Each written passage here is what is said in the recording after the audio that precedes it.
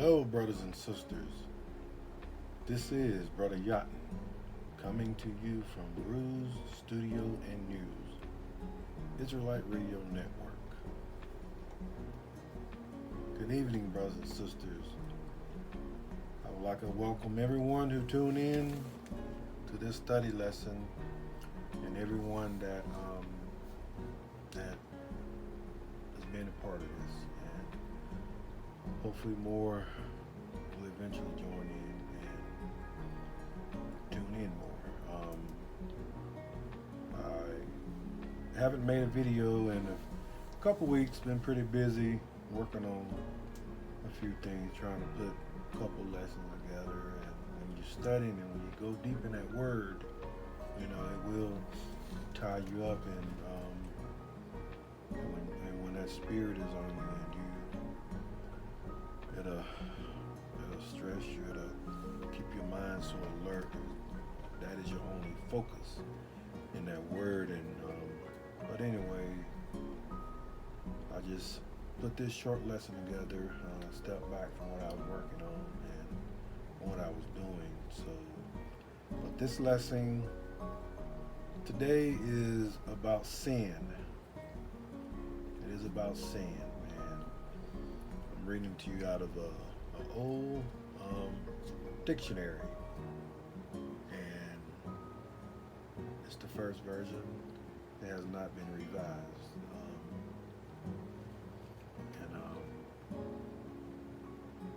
and it will go into details about, like I say, what this lesson is about, sin.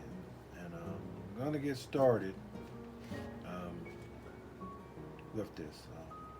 Now, it says sin, a transgression against divine law or principle morality. And in parentheses, what is dealing with original, living, in open, deadly, or mortal. So that's basically telling you, like mortal, dealing with the flesh. And when you're sinning and walking with the spirit, like I said before, you can walk with the spirit and you're going to live forever with the Most High in the kingdom, in heaven, when it's your time up here. Your soul, it will be refined, it will be transformed into and back into the original state, which is spiritual. That is what the Most High, the Creator, deals with. The spirit, that soul inside of you, that breath of life that He's given you before sin come into the world. And when you're dealing with mortal, that's the mortal flesh, the mortal body, flesh and bone, blood, that's what you're dealing with. And you don't want to walk in the flesh. Walking in the flesh, no one's perfect. You're going to sin. But you got to recognize your sin, each and every one of them. And you got to pray to the Father. You got to, whether it's all day long, throughout the day, night, it don't matter. Your prayers never end with the Most High. It's every day, all day. That's why He say you gotta endure it all until the end. And enduring it all to the end, you gotta give your life, your divine time, your little precious moments, whatever it is that's so sacred to you that you do every day. You gotta give that up and turn over to the Most High and give Him all your time. And that's what it's about. It's hard to do because that's why the New Testament, like a lot of Christians and a lot of people that's hold on to the new way, the New Testament, they will say, once saved, always saved. You know, like you can do whatever you want, basically, and you're gonna be forgiven. And sin, you know, just do what you want. Go to church on Sunday. Let the pastor pray for you. Let him ask Jesus, you know, to forgive you of your sins, and he'll take it to the Father and get your sins forgiven. But that's not in the Creator's book, the Old Testament, the Torah. That's not in there. You know, in there you sin, you better ask for forgiveness. You better pray for forgiveness. You better get on them knees and kneel down, obey, honor, and respect, and keep the law, statutes, and commandments that the Most High gave us to keep when sin came into the world. That's what we are supposed to do. And that is the sole purpose of being born and being transformed into the flesh, because of our ancestors sinned and disobeyed the Most High. So we are at a state now with the flesh on us, and that flesh is sinful. So we got to obey and follow until the Most High comes save us. And the time is here. Look at what's going on in the world today. Look around you. Look, step outside your door and look up, you know, and, you know, turn the news on. Pay attention and stay focused. The word that is written is here now. The prophecy is being fulfilled as we speak. As you carry on your day like it's a normal, prophecy is steady being fulfilled right in front of you. And you don't want to get caught slipping. Just say if that Most High stepped down out that sky, you know, if it opened up, you know, but things are being seen around the world coming out that sky and just disappearing. So therefore, we got to be ready. So you got to follow the Most High and stop sinning, you know, and, you know, if you know right from wrong, you got to stop sinning. If you are around people that are, or cannot help you to stop sinning, you need to leave them alone. If you are around people that do not know how to support you, just say if you are a true believer and you follow the statute, laws, and commandments, you don't need that person around you if they can't do that. You know, your spirit, you know, will show you who's for you and who is truly against you. That is the gift that the Most High give you. You know, a lot of people say they have that gift, you know, but you don't really know if you got it. But when the Most High put that spirit on you and you follow his laws, statutes, commandments, how it is written in the Old Testament, that's how you know that spirit is on you, because you're doing what the Father said to do in the Old Testament, the Torah, the law book, the word that was given to the former prophets that he chose himself. The Creator chose himself with his spirit and given that word for them to write. And some of the words and some of the things written, the Most High Spirit wrote them himself. So therefore, that is the original book that we're supposed to follow and do the law, statutes, and commandments that he given us. Now I'm going to move on down a little bit in this definition of sin.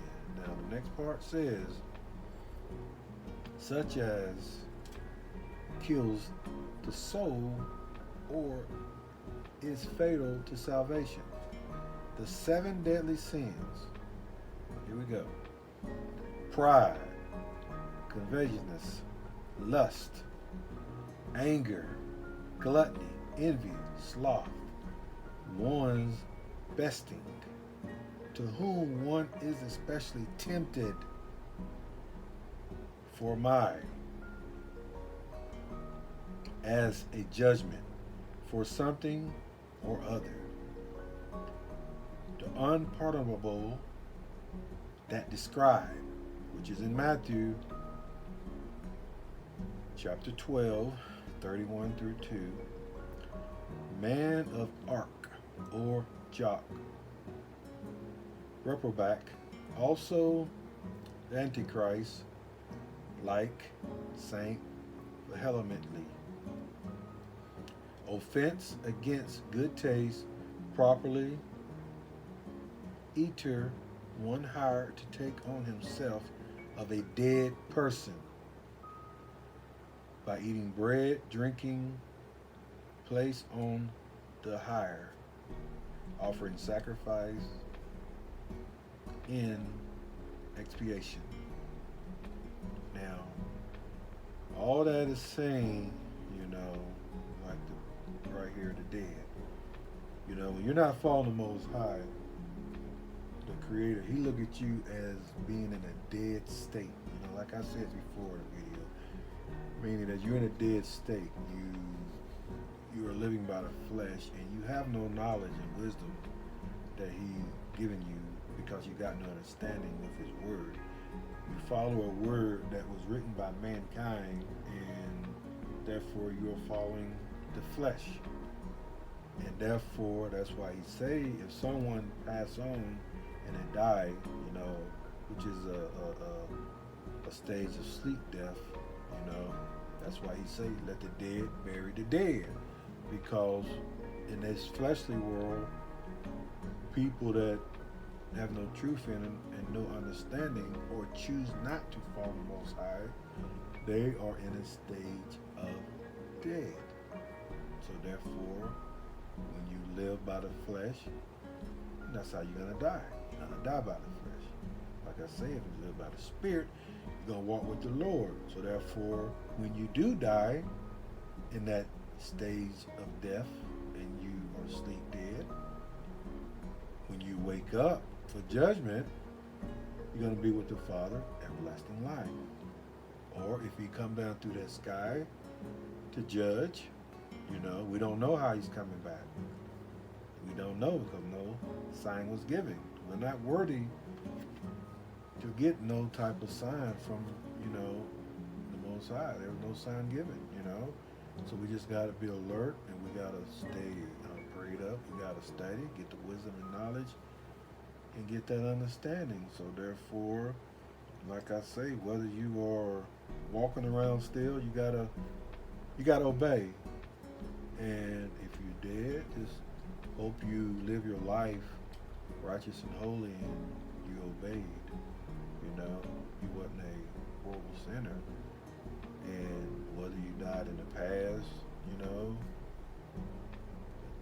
whatever time frame you died in, let's just hope you lived a good life, and that the Most High will forgive you, because everybody should be given a chance, to get into the kingdom. But me saying that, I'm mankind as well, so only the Most High knows. He's the judge. He is the one who has the ability to give and take life. He can do anything He wants. So therefore, let's obey Him and keep His knowledge and understanding, and help people that don't know right from wrong. Teach them right.